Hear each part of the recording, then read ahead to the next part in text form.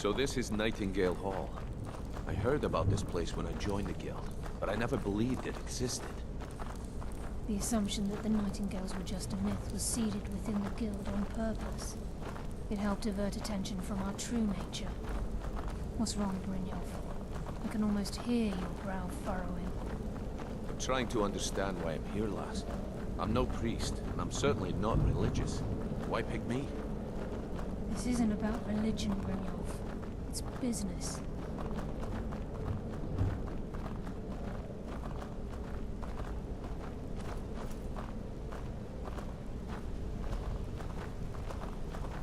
This is Nightingale Hall. You're the first of the uninitiated to set foot inside in over a century. Now, if you'll both proceed to the armory to don your Nightingale armor, we can begin the oath. You appear hesitant to don your Nightingale armor. What's troubling you? Gallus, Mercer Frey and I were once members of what's known as the Nightingale Trinity. The Trinity disbanded 25 years ago when Mercer Frey betrayed us by slaying Gallus and dumping his body in the ruins of Snowvale Sanctum. Indirectly, the Trinity is usually selected from the ranks of the Guild, although its existence is a closely guarded secret. The Nightingales protect the Temple of Nocturnal, a place known as the Twilight Sepulchre. She's the mistress of night and darkness, and the patron of every thief in Tamriel. Nocturnal isn't one for worship and reverence. There are no priests and no sermons, no services, and no alms. She influences our luck, and in return, demands payment. You're closer to understanding than you realize. The only difference is she doesn't demand payment in the traditional sense, and sometimes the cost can be quite high. Whether you know it or not, Nocturnal dictates how well we perform as rogues. Again, you have to think differently. Haven't you ever noticed how our luck behaves? Like a novice picking an impossible lock, or a blind man suddenly turning to face you as you reach for his pocket. It's through these subtle means that Nocturnal influences us. Nocturnal's whim is the greatest mystery to everyone. There have been volumes written on the subject. Does she exact payment when we die? When we suffer, does she revel in our misery? No one knows. The return certainly seems worth the risk, though. It's my hope that you will, yes. This isn't about religion or destiny. This is nothing more than a business transaction between yourself and Nocturnal. Consider this an extremely risky job, but with a massive potential for profit, and you'll do fine. From the moment you were struck with my poisoned arrow at Snowvale Sanctum, my path changed its course. Perhaps I couldn't bring Mercer back alive, but together, we were able to clear my name and to put Gallus's memory to rest. I'd always intended Mercer's fate to ultimately be decided by the Guild, and it seems they've spoken. Proceed down the hall to the gate when you're ready.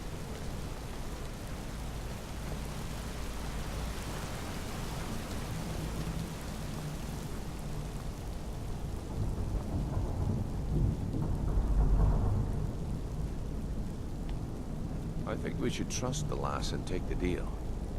Time's wasting, and Mercer's still out there. Let's get this show on the road.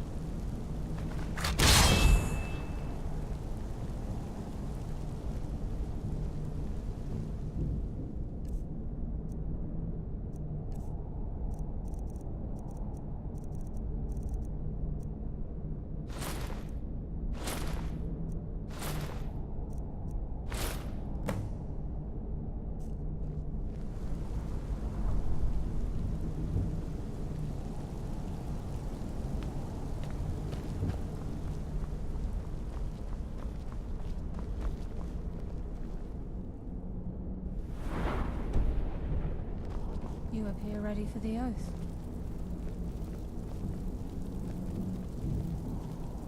Time's... Okay, lass. We've got these get-ups on. Now what? Beyond this gate is the first step in becoming a Nightingale. Whoa there, lass. I appreciate the armor, but becoming a Nightingale? That was never discussed. To hold any hope of defeating Mercer, we must have Nocturnal at our backs. If she's to accept you as one of her own, an arrangement must be struck. What sort of arrangement? I need to know the terms. The terms are quite simple, Brynjolf. Nocturnal will allow you to become a Nightingale and use your abilities for whatever you wish. And in return, both in life and in death, you must serve as a guardian of the Twilight Sepulchre. Aye, there's always a catch. But at this point, I suppose there isn't much to lose. If it means the end of Mercer Frey, you can count me in. What about you? Are you ready to transact the oath with Nocturnal? Good. After I open the gate, please stand on the western circle.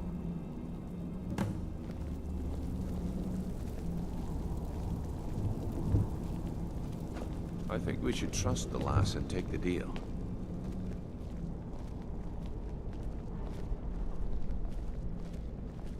This is enough to make your head spin, eh? We'll speak when the oath is complete. Time's wasting, and Mercer's still out there. Let's get this show on the road.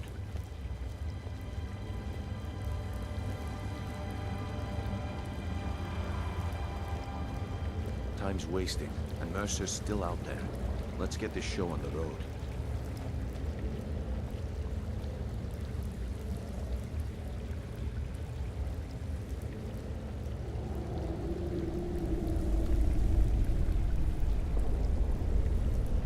I call upon you, Lady Nocturnal, Queen of Murk and Empress of Shadow.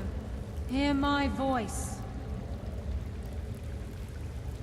Ah, Carlia. I was wondering when I'd hear from you again. Lose something, did we?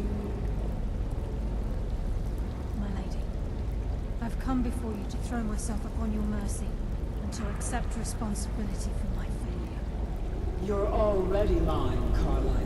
Your terms were struck long ago. What could you possibly offer me now? I have two others that wish to transact the oath, to serve you both in life and in death. You surprised me, Carlia. This offer is definitely weighted in my favor. My appetite for Mercer's demise exceeds my craving for wealth, Your Grace. Revenge. How interesting. Very well. The conditions are acceptable. You may proceed. Lady Nocturnal, we accept your terms. We dedicate ourselves to you as both your avengers and your sentinels. We will honor our agreement in this life and the next until your conditions have been met. Very well. I name your initiates Nightingale, and I restore your status to the same, Carlisle. And in the future, I'd suggest you refrain from disappointing me again.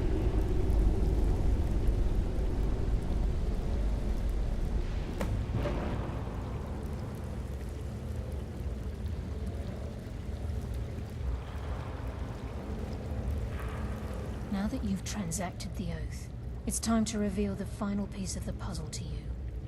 Mercer's true crime. Mercer was able to unlock the Guild's vault without 2 keys because of what he stole from the Twilight Sepulchre, the skeleton key. By doing this, he's compromised our ties to Nocturnal and, in essence, caused our luck to run dry. Well, yes, but the key isn't only restricted to physical barriers. All of us possess untapped abilities, the potential to wield great power securely sealed within our minds. Once you realize the key can access these traits, potential becomes limitless.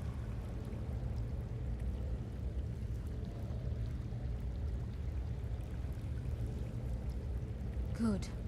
Then you understand why this is about more than just Mercer's lust for power. If the key isn't returned to its lock in the Twilight Sepulchre, things will never be the same for the Guild. As time passed, our luck would diminish to the point of non-existence. And whether you know it or not, our uncanny luck defines our trade. Very true. In our line of work, it's quite rare we set out to return a stolen item to its rightful owner. Before we depart, Brynjolf has some business to discuss. I suggest you listen to him. Listen, lad. There's one last piece of business we need to settle before we go after Mercer. The leadership of the guild. Carlia and I had a long discussion before you arrived here. Thanks to your efforts, Mercer's treachery has been exposed. After we deal with him, all that remains is restoring the guild to its full strength. As a result, we both feel that you have the potential of replacing Mercer as leader of the Thieves' Guild. I've been at this game a long time, my friend. A long time. I've stolen trinkets from nobles and framed priests for murder. I'm good at what I do, maybe even one of the best, but it's all I know. I've never been one to lead. Never desired it, never cared for it. Don't want it.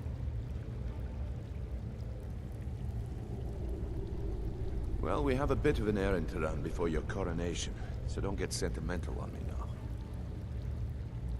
Then it's decided. When this is all over and Delvin's contacts assure me that we've regained our footing in Skyrim, we'll handle the details. Until then, we have quite the task ahead. I've been poring over the plans you brought us, and I'm convinced the eyes of the Falmer are in the Dwarven ruins at Erkenthand. Carlia and I will meet you there. Prepare yourself, lad. This will be a fight to remember.